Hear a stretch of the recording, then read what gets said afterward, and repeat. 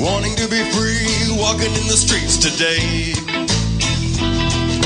This I know, he's a peaceful warrior, speaking only the truth, yet cut down by ruthless lies. Free Marc Emery, and free ourselves. Free Marc Emery, and free ourselves. Word up. Word of Mouth Wednesday. In the background there, you're hearing the Grand Luminosity song, Free Marc Emery. And that's because right now we got on the phone returning to the Word of Mouth Wednesday tonight to talk with us about what's the latest that's been going on with his case and legal situation, and, you know, the politics in Canada, as well as promoting the Freedom Festival, which is taking place this Saturday at Queen's Park North. And it's an honor to welcome to the Word of Mouth Wednesday, Marc Emery. Hello, it's great to be there, and I will be there in just a few days. Awesome. And you know, I guess what everyone wants to know is what's your current situation legally? I know that there's the big extradition to the U.S. Threats and things going on. What's going on currently? Well, I've been out on bail for a number of months now. Originally, when I turned myself in September, I thought I would be extradited to the United States within 28 days. But what happened is our lawyer got very sick. He wasn't able to make the final submission of documents to the Justice Minister, Rob Nicholson, who has to make a decision about my extradition. And so I was let out on bail, waiting for the inevitable, getting sent south to the U.S.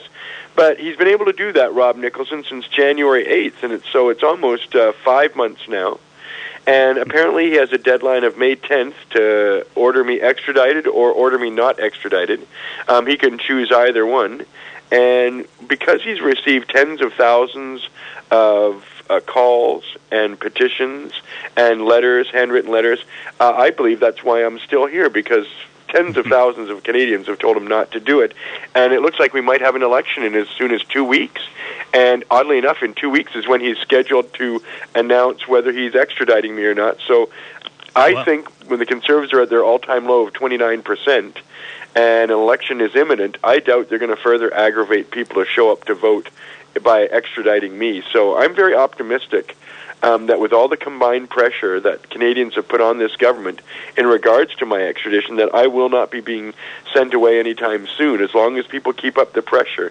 And of course, if they go to noextradition.net or cannabisculture.com, you'll see a free Marc Emery logo, and people are encouraged to click on that, and it'll give them all the contact numbers for contacting the Ministry of Justice's office and urging them not to extradite me.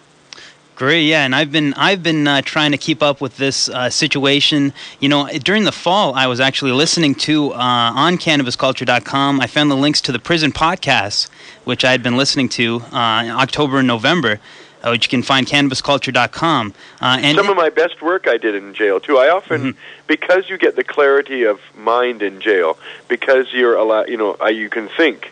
And a lot of people in jail, they're not thinking a lot. They're just trying to kill time. But when I'm there, I read a lot, I write a lot, and I'm able to focus on thoughts. In the real world, you're always reacting to things. Phone calls ring, people want your attention, things have to be done. So you don't get a chance to put together quality thoughts. So my prison podcasts are some of the best work I've ever done, particularly number 5, which is the one that reviews Stephen Harper and the Conservatives, and it predicts everything that's happening now, because I did some really great research in jail, and when I found out how much all these tough-on-crime bills were going to cost the Canadian public, I concluded it was going to cost them an additional $8 to $10 billion every year with the programs and plans the Conservatives have in mind to lock so many more people up for marijuana and drug abuse. So number 5 is a good one. Number 6, which was my Remembrance Day piece, was an awesome, brilliantly written piece. I mean, and normally, I don't really say that about too many pieces. I've written maybe like 5 or 6 great things in my lifetime,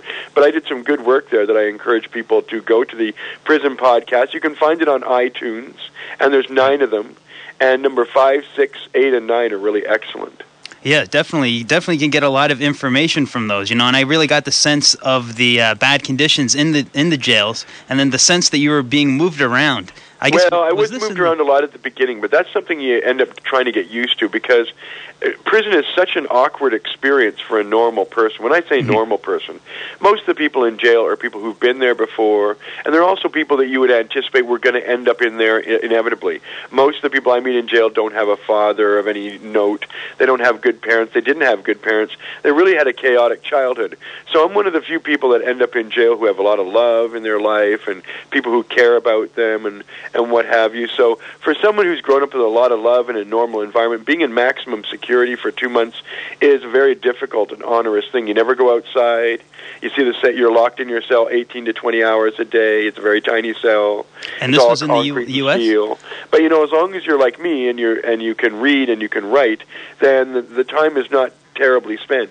Mm-hmm. And this was a U.S. jail? No, this is a Canadian jail. Oh, okay. A pretrial center is maximum security. Oh. It's more restrictive than actually when you're sentenced. Wow. And you go to, say, a minimum security or medium security.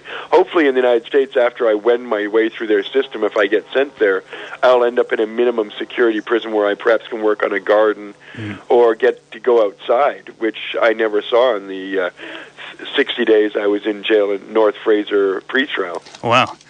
Well, you know, we've been following here on the Word of Mouth Wednesday. We follow some different political prisoners and situations going on in Canada. And actually, one of them I wanted to ask you about has to do with someone who's outside of Canada right now, and a person we've talked about on the show and the media's talked about, and that was a man who's treating cancer with medical marijuana, with a marijuana extract, Rick Simpson, who's currently in exile in Europe. Do you have any comments about Rick Simpson? Yeah, Rick Simpson, I don't agree with him being in exile. I think if you're open and straightforward like he's been, you should come back and face the music.